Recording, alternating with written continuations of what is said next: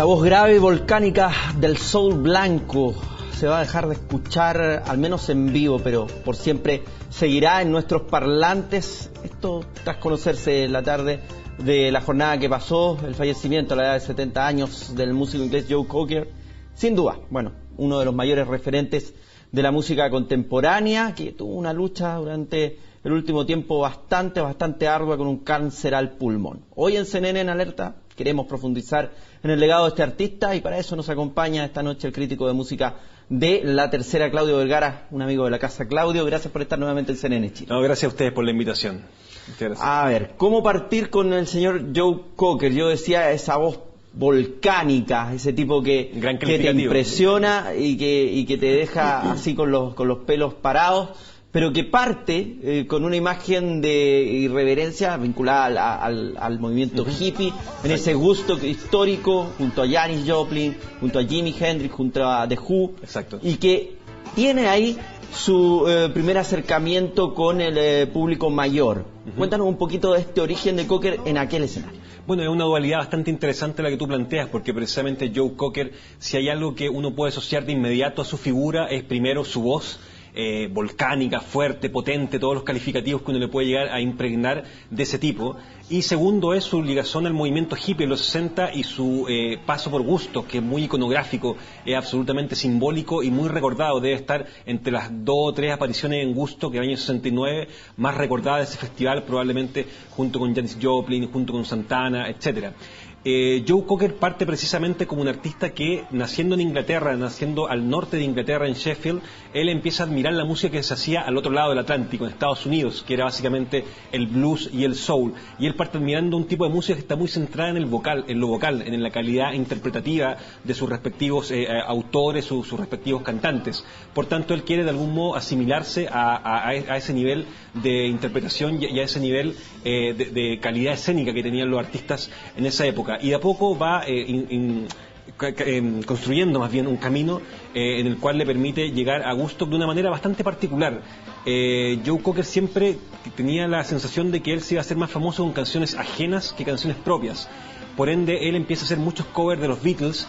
Él telonea, por ejemplo, a los Rolling Stones en el 63, y él particularmente toma una canción de los Beatles que era una canción que parecía olvidada en el repertorio de los Beatles. Con la ayuda de mis amigos. Exactamente, una canción secundaria, que es una canción With a Little Help from My Friends, con la ayuda de mis amigos, una canción que John Lennon y Paul McCartney componen para el disco Sgt. Pepper, un disco que a esta altura es una suerte de monumento de la música, pero que ocupa un nivel muy secundario. Está asignada a Ringo Starr, que siempre cantaba un poco las canciones más lúdicas y no de tanta trascendencia, y Joe Cocker dice: esta canción yo la voy a tomar y le voy a hacer otro arreglo, la voy a cantar de otra forma, le voy a dar sangre finalmente a una canción que era absolutamente secundaria en el repertorio de los Beatles. Y ya ahí hay un talento, hay un desafío y hay una cosa muy temeraria de Joe Cocker de tomar una canción de la banda más importante de los 60 y a la postre la banda más importante de la historia de la música popular, y en hacerla propia, en convertirla en un blues, en un soul, con un dramatismo y una capacidad interpretativa que yo creo que pocas veces se ha visto, de cómo transformar una canción y cómo darle otro aire. Eso es un talento finalmente, tomar una canción ajena de una banda como los Beatles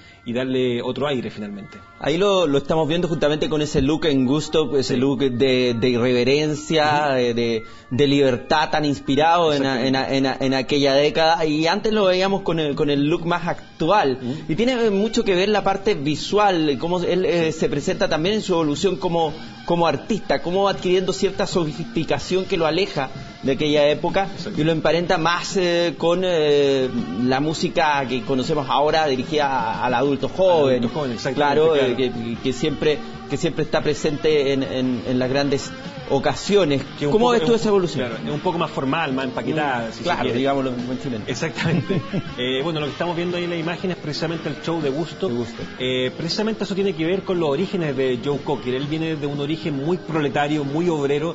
Cuando él empezó en la música, él desempeñaba una carrera, o más bien, más que carrera, un oficio paralelo como gaffiter, y él tomó muchos modos de la calle, digamos, muchos modos arrabaleros, si se quiere, de la calle, de la ruta, muchos modos que quizás no eran propios de la industria del espectáculo en ese momento, y los lleva al escenario. Por eso la pinta de él, si tú te fijas, es un poco una pinta desordenada, si se quiere, muy varonil, muy hippie, muy desgreñada, y él lo toma como una suerte de identidad. No solamente en la pinta, sino que también en el estilo de cómo canta.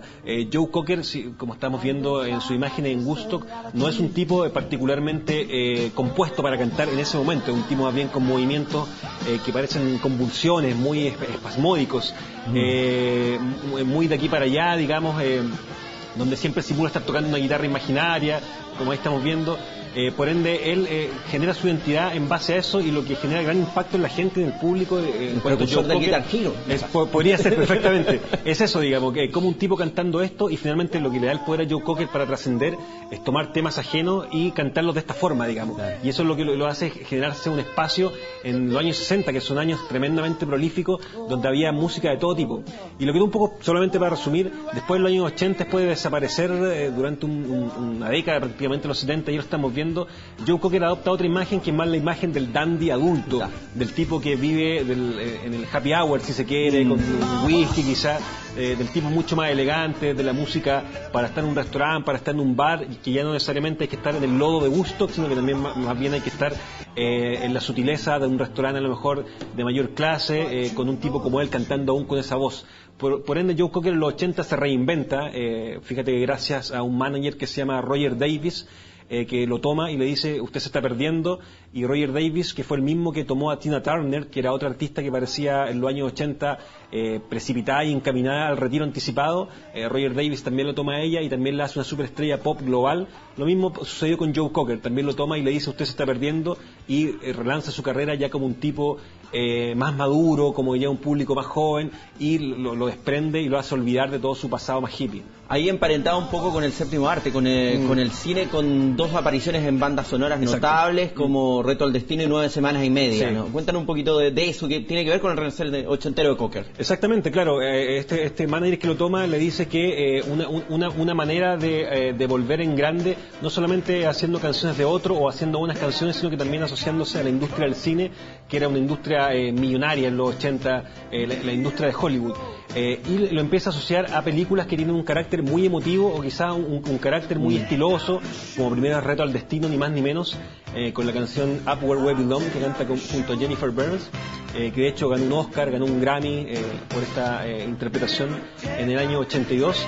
Y después, con el transcurso del tiempo, Joe Cocker pega un salto que podemos apreciar como distinto.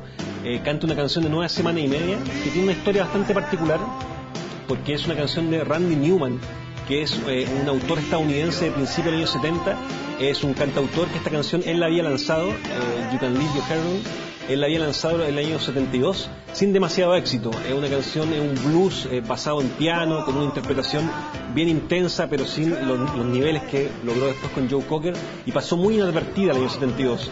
Joe Cocker, nuevamente demostrando su olfato y su capacidad para tomar canciones que son ajenas y hacerlas propias, toma esta canción y la transforma no solamente en parte esencial de esta película, sino que también en parte esencial de lo que es esa canción, con un toque sensual, con un toque sexy.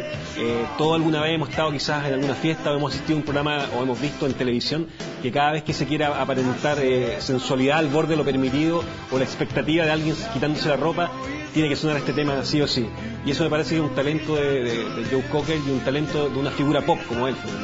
En cuanto a la trascendencia que siempre se busca al momento de la desaparición en tierra de un ícono como Cocker en este caso, ¿cuál dirías tú que son los herederos, los que toman la ruta, la posta, la posta en cuanto a este estilo? Que tiene un origen arrabalero, como se terminó, y que después se fusiona con la sofisticación y terminan en este Joe Cocker que estamos viendo. ¿Quiénes serían los que toman la posta?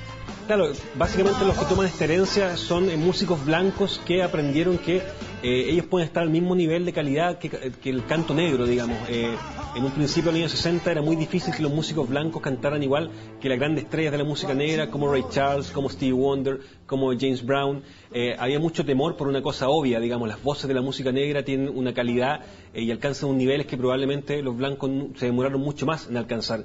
Por tanto, Joe Cocker como que de algún modo abre la puerta, que de algún modo ya había como un poco mostrado Elvis Presley, por ejemplo, que es que los músicos blancos hechos y derechos, pálidos, nacidos en Inglaterra, pueden cantar como negros. Él abre esta puerta, y esta puerta sigue abierta hasta el día de hoy, digamos, con ejemplos tan dispares como Robert Palmer, Michael Bolton, el mismo Rick Astley, Paul Young, por ejemplo, muchos músicos que si uno lo escucha, Bryan Adams, sin ir más lejos, exactamente, músicos pop que si uno lo escucha a la primera, y esto pasaba mucho en los 80, que uno lo escuchaba primero por la radio, uno decía, estos son tipos negros probablemente, Rick Astley, Robert Palmer, uno decía, estos son músicos negros de la vieja escuela negra, pero después uno veía sus videoclips posteriormente y se daban cuenta que eran tipos quizás de la América profunda, o eran tipos ingleses que no tenían nada que ver con la cultura negra en términos físicos, pero cantaban como tal.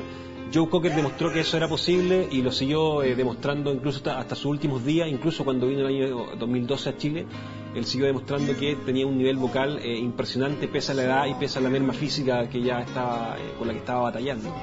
Claudio, muchas gracias por estar esta noche. You Are So Beautiful, ahí otro clásico de Joe Cocker. De Billy Preston, no es de él. Claro, nuevamente demostrando. Billy Preston trabajando con Rolling Stone y con The Beatles. Por supuesto, claro. Nuevamente demostrando que no es de él, pero es el talento, yo creo, el legado que hace Joe Cocker. También se puede hacer covers y hacer un arte de ese tipo de maniobra. Exactamente. Claudio, muchas gracias. No, muchas gracias a ustedes por la invitación. Joe Cocker, fallecido en el día de hoy en su rancho ahí en Colorado junto a su segunda esposa a la edad de 70 años y sí, pues nos vamos a ir escuchando el clásico de 9 semanas y media ahí con la imagen de Basinger y Mickey Rourke en escena. Nos vamos a esta pausa con estas imágenes evocadoras del señor Joe Cocker.